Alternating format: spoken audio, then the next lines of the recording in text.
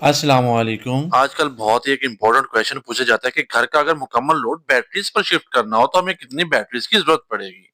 ठीक है, तो अब इस वीडियो में हम आपको एक 4 स्टेप्स में मुकम्मल तफसील से बताने वाले हैं कि आपको अपने घर का लोड कितने दिनों के लिए बैटरीज पे अगर शिफ्ट करना पड़ जाए तो आपको कितनी बैटरीज की एक्चुअली जरूरत होगी।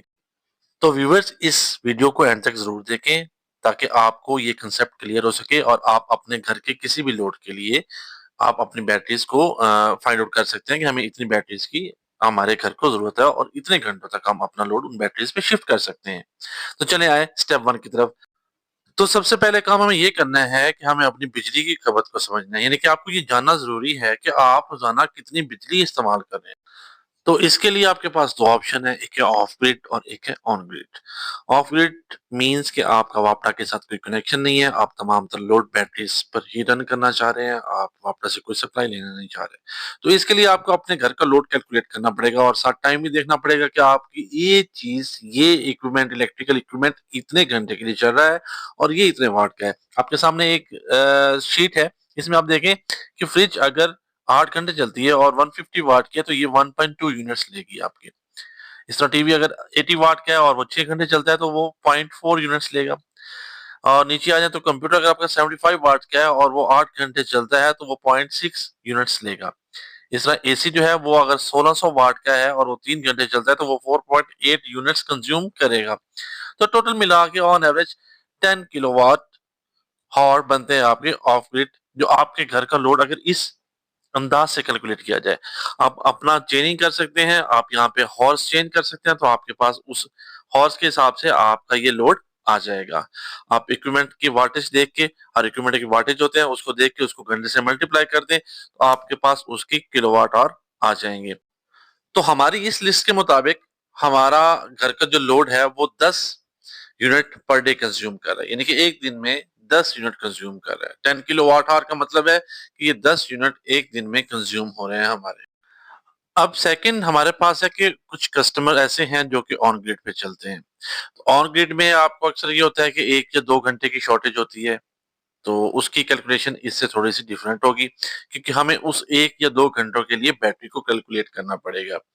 ऑफ ग्रिड में तो ये होता है कि आपको पूरा दिन ही बैटरी पे चाहिए, लेकिन ऑन ग्रिड में ऐसा नहीं है। ऑन ग्रिड में जब आपदा नहीं होगी उस वक्त आपको बैकअप चाहिए होगा, रिक्वायर्ड होगा बैटरी का। तो ऑन ग्रिड में अगर हम ऑन एवरेज लगाएं तो पाकिस्तान के अंदर ऑलमोस्ट 15 किलोवाट हॉर जो है पर डे चाहिए होता है, यानी कि 15 यूनिट कंज्यूम किए जाते हैं। जो वापडा जब नहीं होती तो हमें 15 किलोवाट हॉर चाहिए।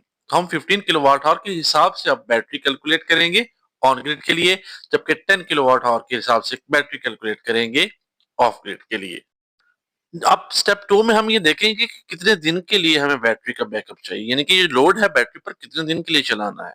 तो ऑफ ग्रिड में हमें ये 3 दिन चलाना है, यानी एक दिन का तो हमने निकाल लिया कि एक दिन हमें चाहिए होगा 10 किलोवाट आवर। तो अब हमें ये एक दिन का हमें पता है, तो हमने निकालना है 3 डेज के लिए, यानी कि ऑफ ग्रिड में हम 3 दिन बैटरी के ऊपर रहना चाह रहे हैं, बैटरी से बैकअप लेना चाह रहे हैं। ग्रिड को हमने बंद कर दिया है, वापडा नहीं है, हम बैटरी पर 3 दिन गुजारना चाह रहे हैं और एक दिन का हमें पता चल गया है कि एक दिन हमारे 10 यूनिट कंज्यूम होते हैं, यानी कि 10 किलोवाट आवर है वन डे। अब बिल्कुल इसी तरह ऑन ग्रिड में हम बैटरी पर एक दिन गुजारना चाह रहे हैं, क्योंकि हमने पहले कैलकुलेट कर दिया है कि वन डे, एक दिन में हमें 15 किलोवाट आवर की जरूरत होगी। तो अब हम 15 किलोवाट आवर के मुताबिक चलेंगे।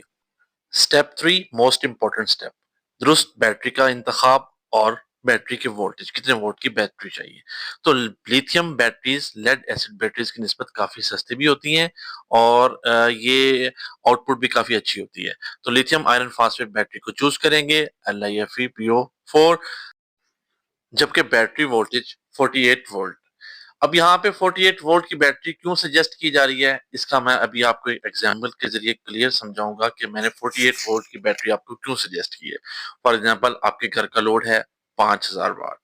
5000 वाट को जब बैटरी के 12 वोल्ट से डिवाइड करेंगे तो आपके पास एम्पेयर निकलेंगे 416 एम्पियर, 416 एम्पियर। जबकि इसी लोड को जब आप 48 वोल्ट की बैटरी यानी कि 48 वोल्ट पे डिवाइड करेंगे तो आपके पास 104 एम्पियर निकलेंगे। ये मैं पिछली एक वीडियो में समझा भी चुका हूँ, लेकिन दोबारा मैं आपको बता रहा हूँ यहाँ पे कि अब 104 एम्पियर क्यों बेस्ट है, 416 एम्पियर क्यों नहीं। तो 104 एम्पियर इसलिए बेस्ट है क्योंकि ये इससे आपकी जो केबल का साइज है वो कम चूज करना पड़ेगा, जबकि 416 एम्पियर पे आपको केबल का साइज बढ़ाना पड़ेगा। ठीक है, तो कॉस्ट भी बढ़ जाएगी। इसलिए हायर वोल्टेज की साइड पे जाएं बैटरी के, ताकि आपको केबल का साइज कम से कम करना पड़े। ठीक है, पावर तो सेम रहेगी, लेकिन अगर आप लोअर वोल्टेज की साइड पे जाते हैं तो आपको फिर एम्पेयर जो है बढ़ जाएंगे, जिसकी वजह से आपको फिर केबल की साइज भी जो है वो बढ़ाना पड़ेगा। लास्ट स्टेप, स्टेप 4, बैटरी के साइज की कैलकुलेशन करेंगे। तो ऑफ ग्रिड के लिए हमने लास्ट अभी तक देखा है कि 10 किलोवाट आवर पर डे चाहिए और 3 दिन के लिए बैकअप चाहिए, तो 10 kilowatt hour multiply by 3 days is equal to 30 kilowatt hour. तो हमें 30 किलोवाट आवर की बैटरी चाहिए। तो एक 48 वोल्ट की 100 एम्पियर की लिथियम बैटरी आपको 5 किलोवाट आवर का बैकअप देती है। एक lithium iron phosphate battery 48 volt at the rate 100 ampere hour आपको 5 किलोवाट आवर का बैकअप देगी। तो अगर आपको एक lithium iron phosphate battery 48 volt की 100 एम्पियर आवर की 5 किलोवाट आवर का बैकअप दे रही है, तो आपको 30 किलोवाट आवर के बैकअप के लिए इस तरह की 6 बैटरीज चाहिए होंगी, यानी कि 5 kilowatt hour into 6 is equal to 30 kilowatt hour. तो ऑफ ग्रिड में 5 किलोवाट आवर की इस तरह की 6 बैटरियां आपको 30 दिन तक बैकअप दे सकती हैं, आपके उस लोड के मुताबिक जो अभी हमने रिसेंटली कैलकुलेट किया है। इस तरीके से आप ऑन ग्रिड के लिए भी कैलकुलेशन कर सकते हैं। अगर आपको ये वीडियो पसंद आई हो तो काइंडली इसको शेयर करें, लाइक करें और मोस्ट इम्पोर्टेंट चैनल को सब्सक्राइब करें, ताकि आपको लेटेस्ट वीडियो और इस तरह की इंफॉर्मेटिव वीडियो मिलती रहे। शुक्रिया, जज़ाकल्लाह।